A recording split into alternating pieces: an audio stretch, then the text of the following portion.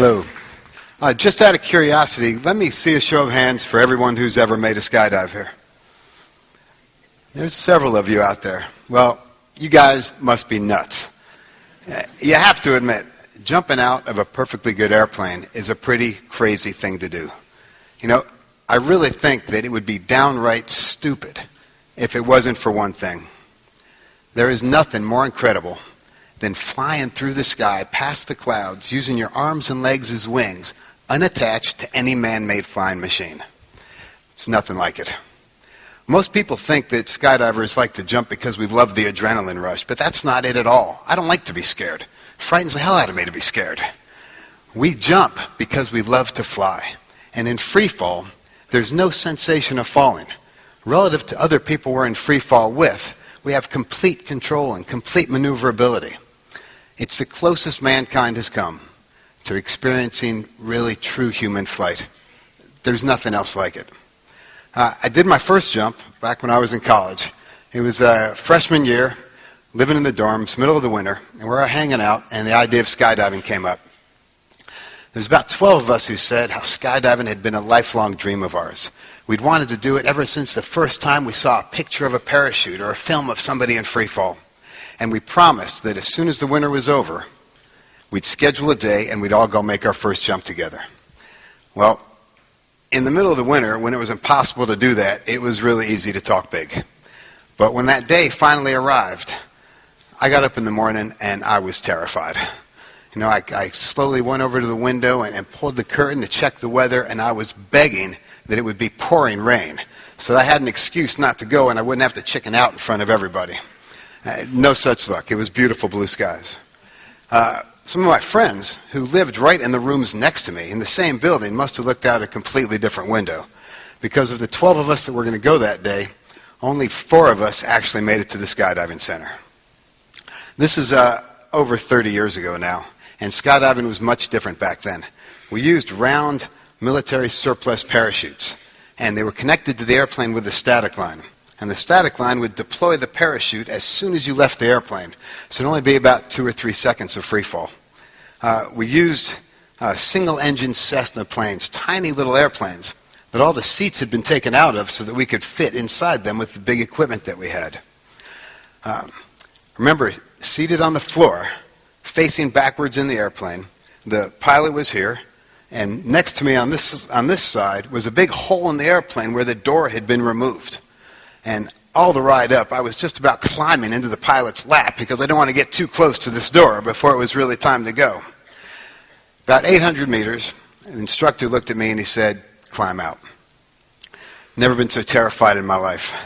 I slowly put my foot outside and reached for the landing gear.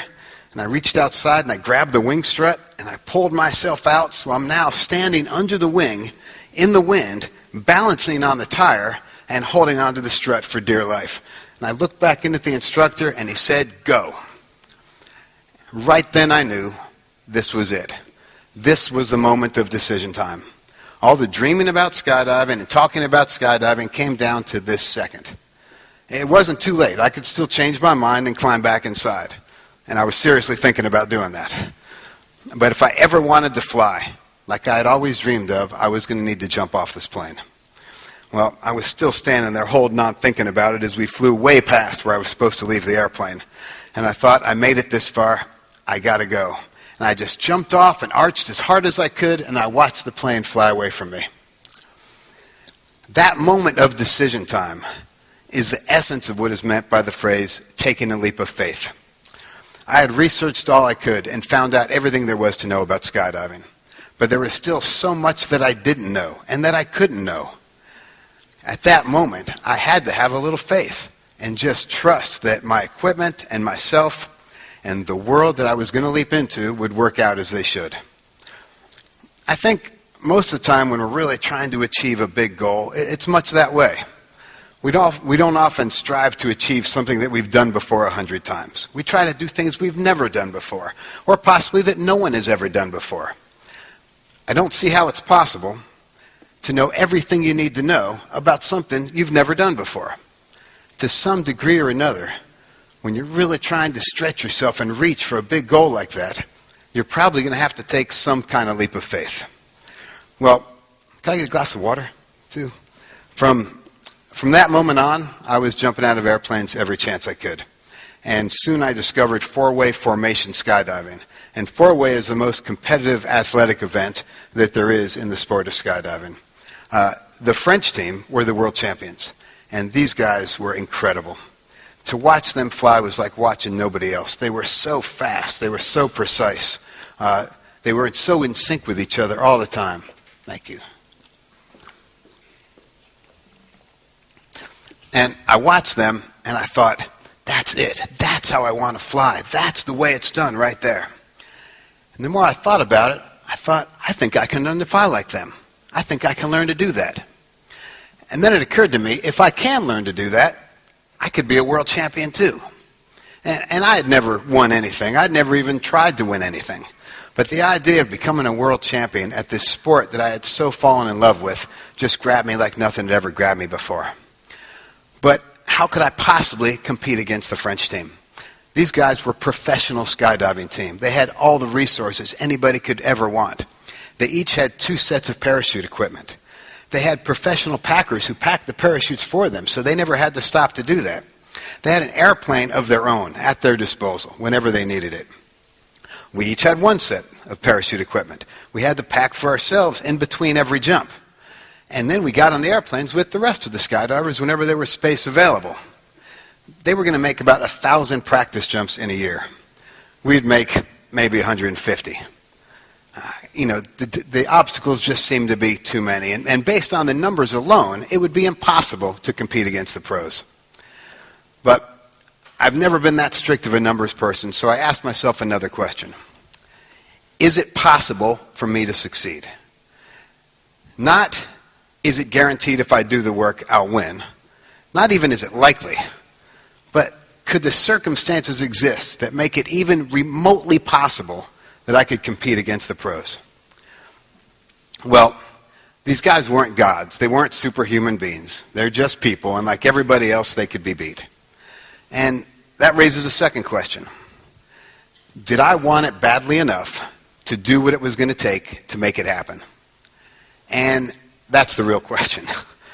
A lot of people have the potential to succeed. Far fewer are willing to make the commitment, make the sacrifices, to take whatever risks there are, and to do the hard work that's going to be necessary. So the next question was, what's it going to take? Well, for starters, I was going to have to quit my job, leave my home, and move somewhere south that we could find a skydiving center with good weather that was open all year round. Secondly, I was going to have to sell everything I owned and beg, borrow, and steal to come up with the rest of the money that this was going to take. And third, and probably most difficult, I had to find 4 other guys who were as nuts as I was, who wanted the same goal and were willing to make the same commitment. Well, it just didn't seem like it was going to add up. So I thought it through, and I thought, this is what I want more than I've ever wanted anything. I'm going to have to try. So I quit my job, packed up my van with the clothes that I had left after selling everything, and moved south looking for a team. Luckily enough, I actually found people who were as nuts as I was, who wanted to make the same commitment and go after the same goal. We moved to a skydiving center in Arizona. We lived in our vans. We ate out of coolers. And we went skydiving all day, every day. 10 months and 750 jumps later, we made it to the National Skydiving Championships. And we went head-to-head with the pro teams. It was great. We were right on their level, skydiving as good as I had seen the French do. And now that I was able to fly like this, it was as fabulous as I always wanted it to be. But when it was all said and done, we lost the meet. Well, at this point, I figured that my quest for the World Championship was over. I was out of time. I was out of money. If I wanted to have dinner that night, I was going to have to find a job. And then suddenly I started getting contacted from skydiving teams all around the world. They had seen what our rookie team had done, how far we had progressed in such a short period of time. No team had ever done this before. And they thought, well, if we could do it, then they could probably do it too. And they started hiring me to show them how. Before I knew it, my whole schedule was filled with coaching teams, and I was getting paid to do this. Then I got a phone call from the largest skydiving center in California, one of the largest in the world. They offered me a job. They wanted to start a team of their own, sponsor it themselves, and they wanted to hire me to be the player, coach, and captain of that team. They were going to pay me to do four-way. They were going to pay me to do what I had just sold everything but my soul to come up with the money to do. Well, no job like this had ever existed, so I had never even thought about looking for one. The job came looking for me, and it was my pursuit of victory that created this opportunity for me. It was the pursuit of victory, not the victory itself. I had still never won anything. Well, this was the opportunity of a lifetime, and I wasn't going to let it slip by for a second.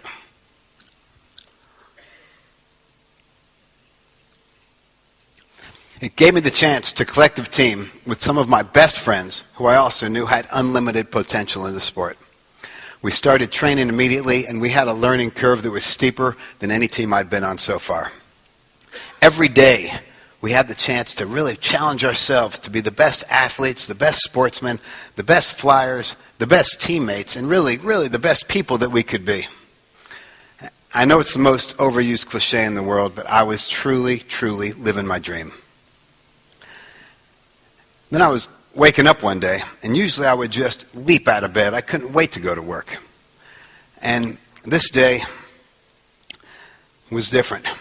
This day I could hardly get out of bed. And I felt like I was so heavy, like there was someone pushing me down into bed. And I was trying to collect my thoughts, but I couldn't even think straight. I tried to open my eyes, but didn't have the energy to even peel my eyelids open. And I thought, there's something wrong. There's something seriously wrong here. When I was able to finally open my eyes, I found myself laying flat on my back and staring straight up at the ceiling. And over me, I saw wires and hoses and lights and gauges. And I realized I'm waking up in a hospital bed. And I had no idea what had happened or what I was doing there or what was going on. I soon found out that I had been in a plane crash. In the crash, I had broken my neck and cracked my skull, had a severe brain injury, collapsed one lung, and had other internal damage. You can imagine that this was quite disturbing because the last thing I could remember, I was great. I was on top of the world. That wasn't all the bad news. The plane we were riding in carried 22 people. 16 of the 22 had been killed in the crash. One of them was one of my teammates who was like a little brother to me.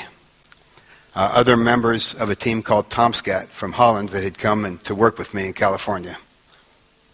All the rest, pretty much close friends of mine. The crash had been over a month ago. They told me I had been in a coma for nearly 6 weeks and lost 40 pounds. While I was sitting there trying to grasp all this, I realized that not only are these friends gone, but they were buried weeks ago. This is already history.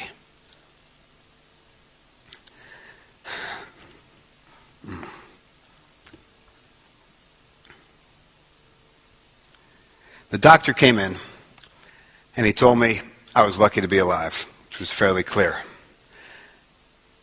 He said that it looked like I'd be able to recover and go back to a normal life. But it would be a new normal. It would be a normal that included daily medication and that excluded any rigorous athletic activity, sports, and that I would certainly never skydive again. It was like I was waking up in a completely different world than the one I remembered, like there was a parallel universe, and I was a completely different person here. The world I remembered, I was strong, I was confident. I was completely independent. I had a very clear goal that I was aiming for. I had a path on how I planned to get there. And I knew who I was and the person I was hoping to become in pursuit of that goal. That was all over. Now I woke up a completely different person. I was weak. I was fragile. I was insecure. I wasn't thinking straight. I was completely dependent on everybody else for everything. I didn't recognize myself. I didn't recognize myself when I was looking from the inside out, and I certainly didn't know who that was I was looking at in a mirror. And I had no idea what my future could possibly hold. But I did remember one thing. I remembered what it felt like to truly, truly be living my dream. And after having had the chance to experience life like that, I did not want to settle for anything less. If I couldn't skydive anymore, I'd have to find a new dream. But whether I could continue this pursuit for the World Championships, even under these circumstances, came down to the same two questions. Was it possible for me to succeed? Well, despite the doctor's grim prognosis, I saw no reason that I couldn't skydive again. My spinal cord, fortunately, was intact. My internal organs were working well enough that I would get by. Did I want it badly enough to do what it was going to take to make it happen? I'd never been in a situation like this before, so I really didn't know what it was going to take. But I knew that if I could get past this time, I'd be ready to handle any challenge that came up. Having said yes to both those questions, I had to try. I had to. We recovered. We rebuilt our team. We made it to the national championships that same year, and we got the bronze medal.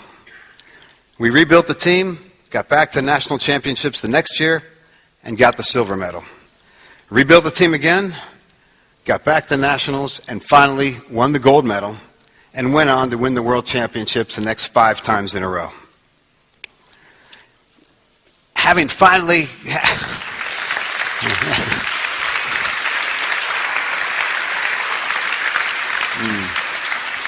Thanks, I needed a drink. Having finally achieved this goal I was after, I could not have been more proud.